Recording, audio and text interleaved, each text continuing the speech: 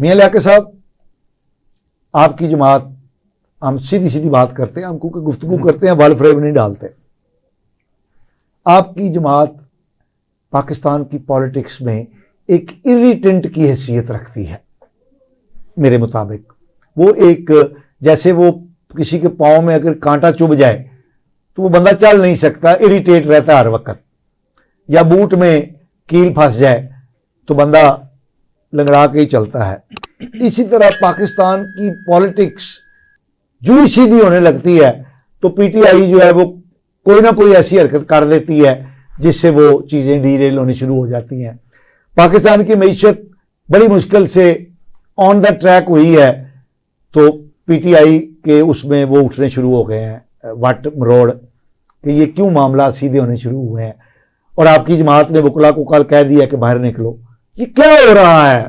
पहले आप बताएं कि वैसे तो हालत ये है कि पीटीआई जो है वो तितर बितर हो चुकी है, उसके जो शेर थे, जो चीते थे, वो पता नहीं कहां गुम हो चुके हैं, और अब वकला को पीटीआई ने आगे कर दिया है तो वकला को भी मार पड़ रही है।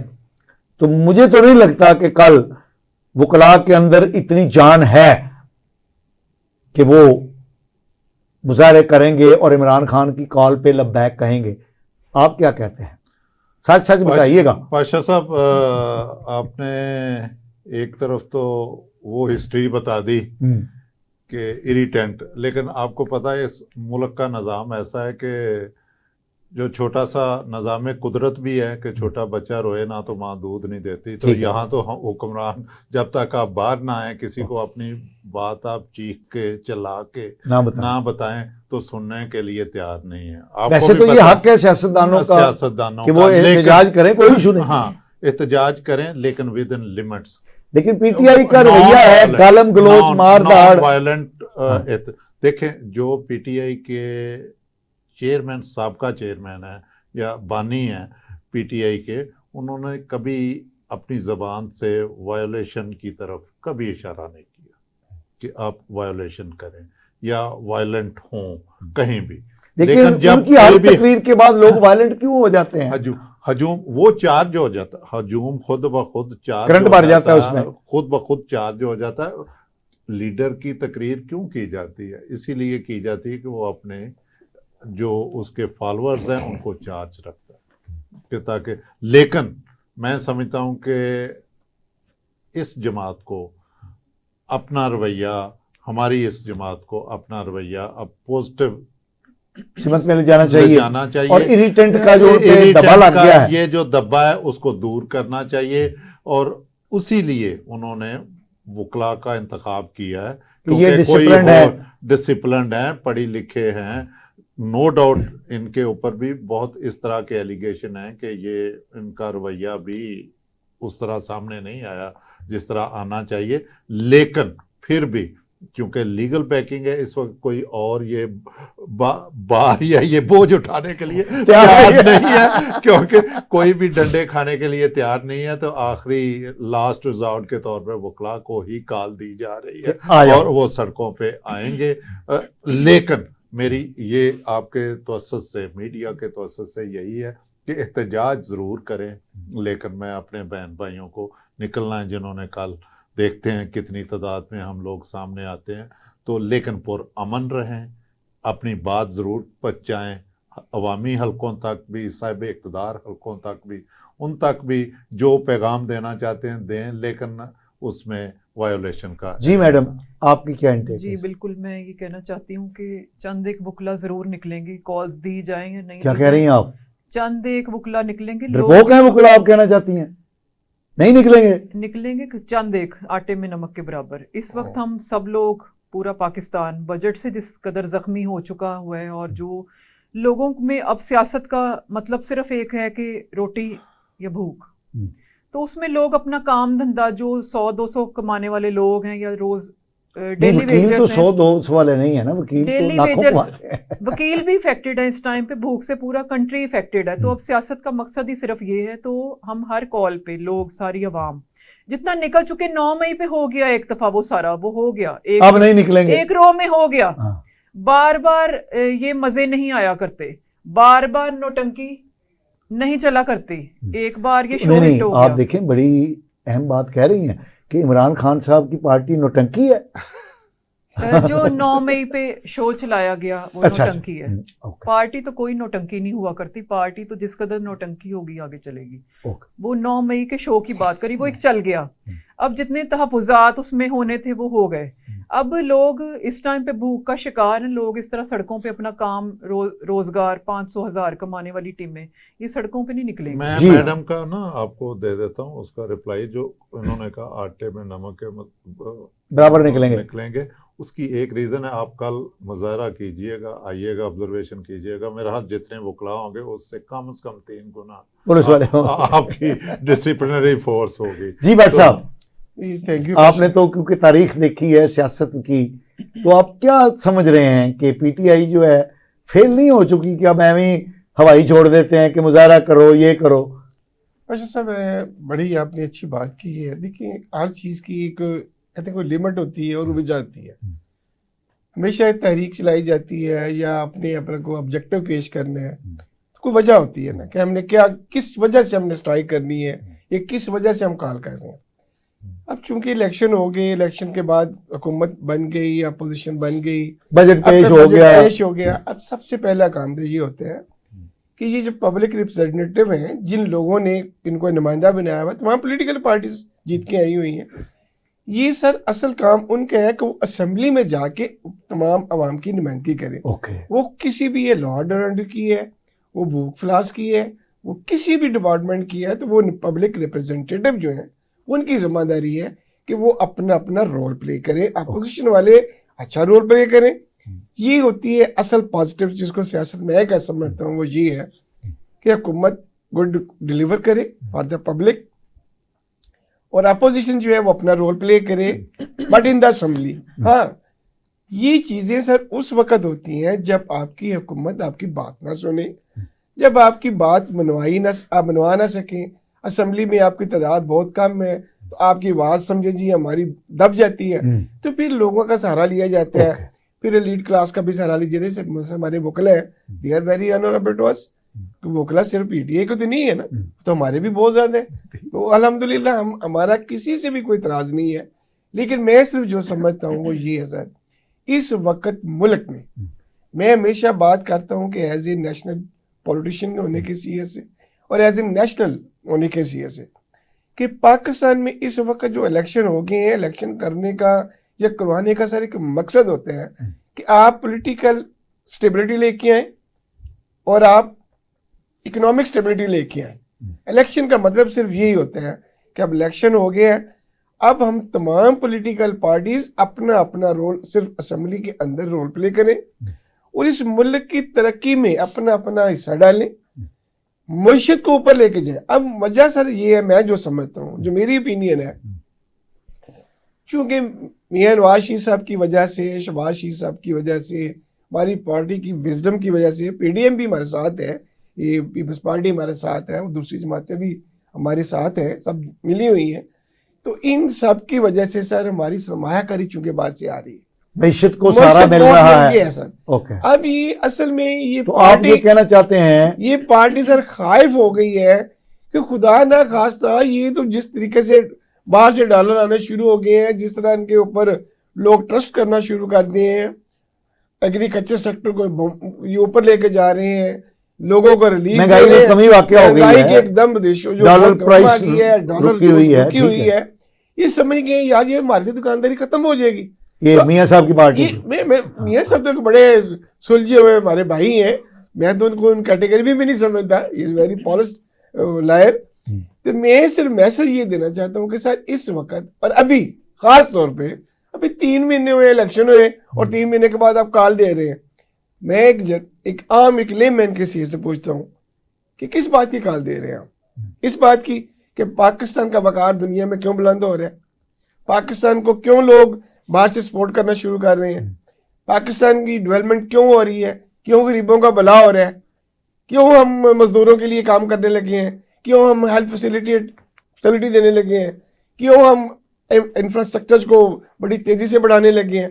तो सर ये पाकिस्तान की बात है, ये एक मियां नवाज शरीफ की या मुस्लिम लीग की बात नहीं, ये पाकिस्तान की काज के लिए मैं ये कहता हूँ अब सुकून के साथ इस हुकूमत को चलने दे, और सब अदारे, ना सिर्फ सर पॉलिटिकल पार्टीज बल्कि तमाम अदारे सर मैं ये कहता हूँ जो भी हैं हमारे, वो अपने अपने डोमेन में रह के तमाम मिलकर इस मुल्क की तरक्की में अपना रोल प्ले करें। इस वक्त खुदा के लिए ना तो पब्लिक ने बाहर आना है, अभी मैडम मांग कर रही थी ना जी कि भाई मैं क्यों जाऊंगा बाहर, गंदम मुझे सस्ती मिल रही है, चावल मुझे सस्ते मिल रहे हैं, घी मुझे सस्ता मिल रहा है, तेल मुझे सस्ता मिल रहा है, तो मुझे किस चीज की जरूरत है मैं अपनी दुकान बंद करूं या मैं अपना कारोबार बंद करूं, मैं अपनी एक दिन की आमदन क्यों जाया करूं, किसके लिए करूं? तो जिनके लिए करनी है वो एक गलत फैसला है उनका, इस वक्त कोई बात नहीं बनती। इसलिए मैडम हमारी सीएम जो अपनी, मैं आपसे ये भी बड़ा कहता हूँ, it is the first time in the history. अच्छा, उस पे व्हाट्सएप हम आएंगे जी सर, उस पे आएंगे। बड़ा अच्छा बजट, मैं ये सब ये कह देता हूँ कि देखिए पंजाब का माशाल्लाह बड़ा अच्छा बजट पेश हो चुका हुआ है, कोई टैक्स नहीं लगा, वफाक में भी बड़ा बैलेंस उन्होंने मुश्किल हालात में दे दिए हुए।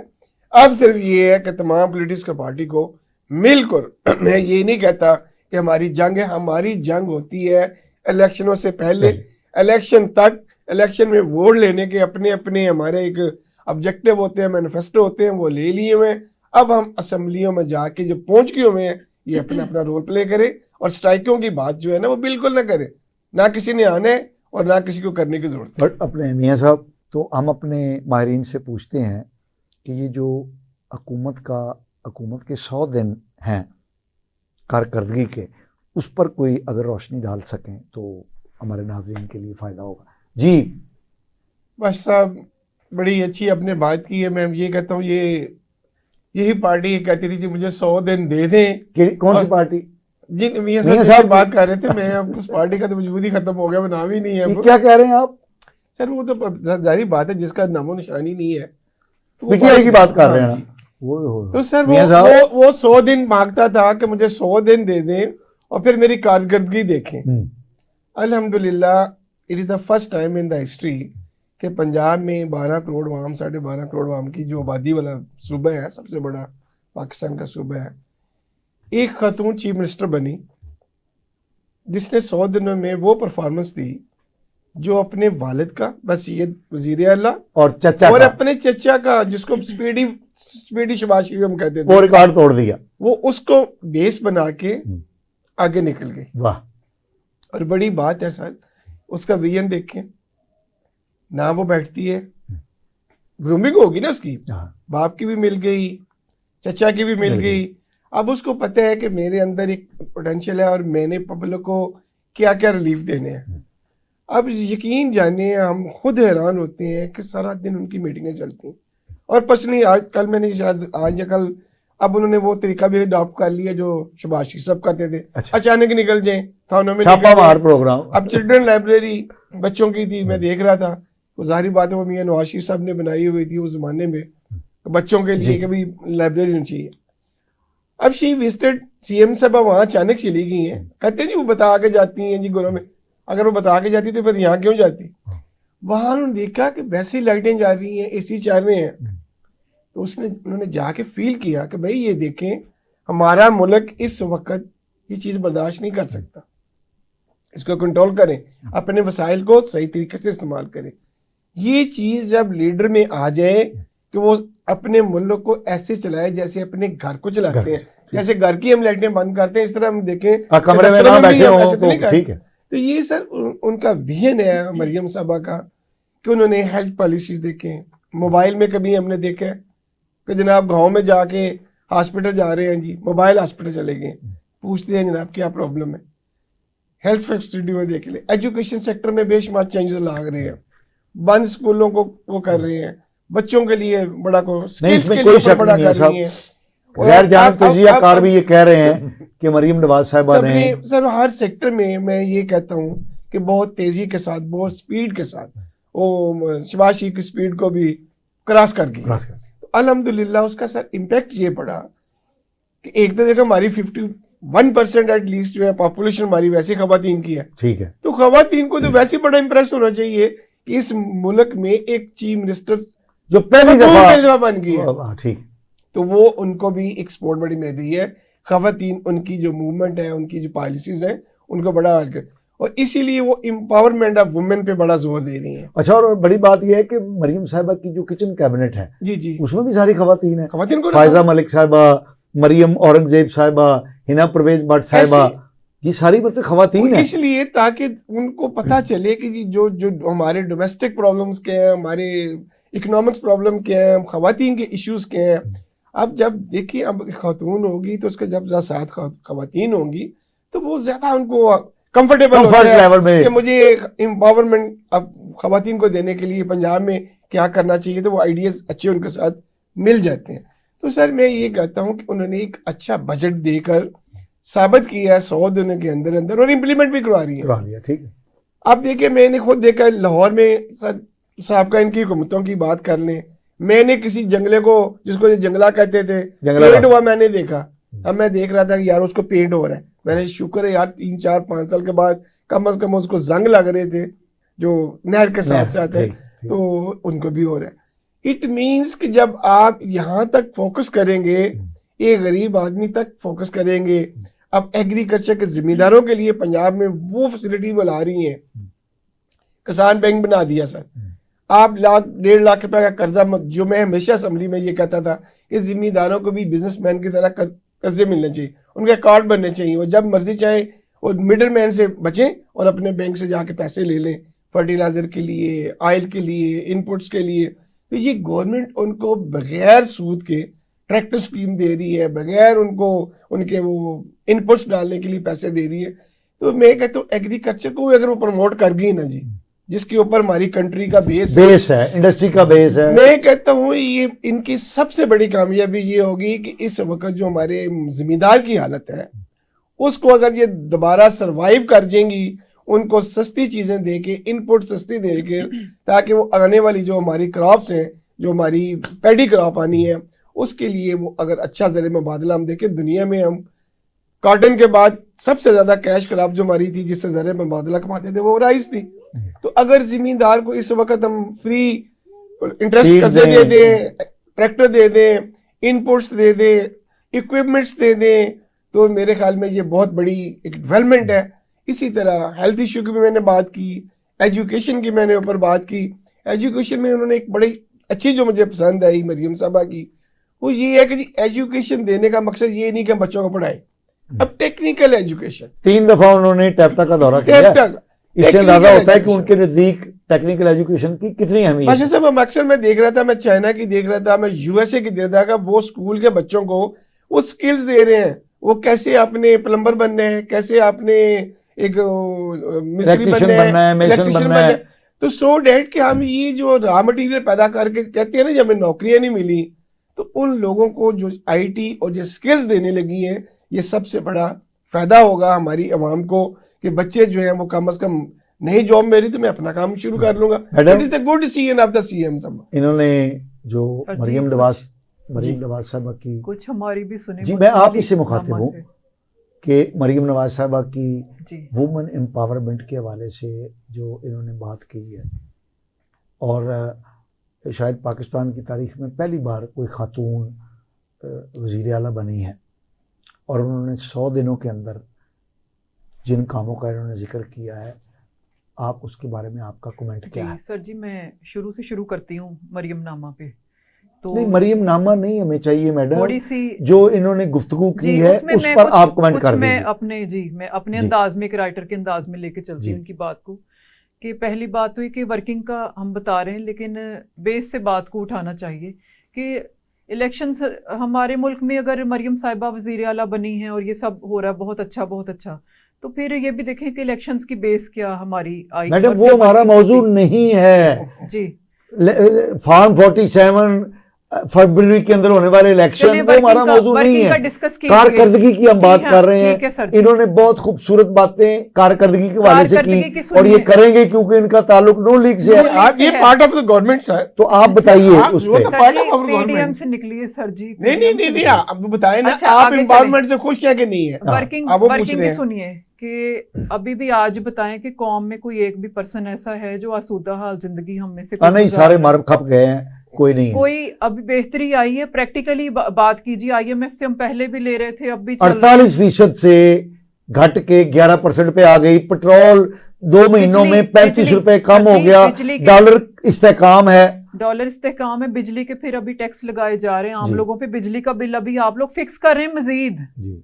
तो कोई ऐसा पर्सन है जो इस टाइम पे बड़ा सेटिस्फाइड है? जराइम की रेशो बढ़ बहुत रही है बढ़ हमारे गई है, मुल्क ठीक। में, बढ़ रही है, बेरोजगारी बढ़ रही है, हेल्थ के प्रॉब्लम्स अपनी जगह बिल्कुल कोई मौजूद काम है। नहीं हुआ। हम भट्ट साहब आपसे आते हैं, मियां साहब आप बताइए जो इन्होंने कारकर्दगी की बात की एक है। बात तो देखें, जो आपने कहा था कंपेयर करें, तो वो मैडम ने off the record of the programme कह दिया था कि बुजदार से तो मेरी बेटी का भी मुकाबला कर लें तो वो बेहतर परफॉर्म करेगी। नहीं, लेकिन तो भट्ट साहब ने तो मरीम नवाज साहब का मुकाबला उनके चचा और उनके अब्बा जी से किया है। तो वो ठीक है, उनका उस लिहाज से देखें, एक घर की नर्सरी, एक आपको टीचर किसी से पढ़ने जाना और घर में अगर माँ बाप पढ़ा दे तो वो ज्यादा बेहतर होता है, बेहतर परफॉर्म करता है बच्चा। तो वो उनको घर से जो गाइडेंस मिल रही है उसके इवज वो जितना भी चला रही हैं इस वक्त वो बेहतर है।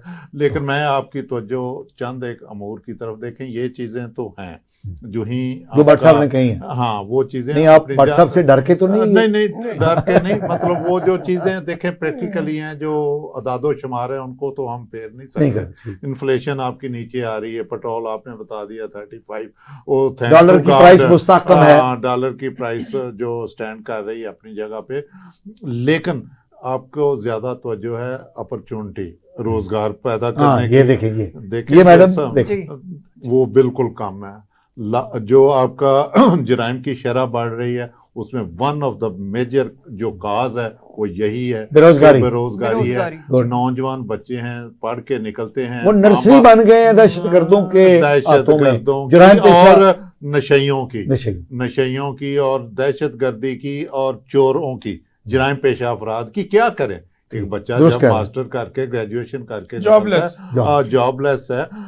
आपने देखें एक जो सबसे ज्यादा जैसे भी है, जब तो देखें अपना पार्टियों के कन्फ्लिक्ट तो जारी रहेंगे। इस मौजूदा गवर्नमेंट को चाहिए कि कम से कम जो इमरान की या PTI की एक जो मुस्बत बात थी उनके दौर में, आपकी ये हाउसिंग इंडस्ट्री बड़ी पीक पे थी, उस वजह से आपका छोटा तबका जो ना बहुत अंगेज था।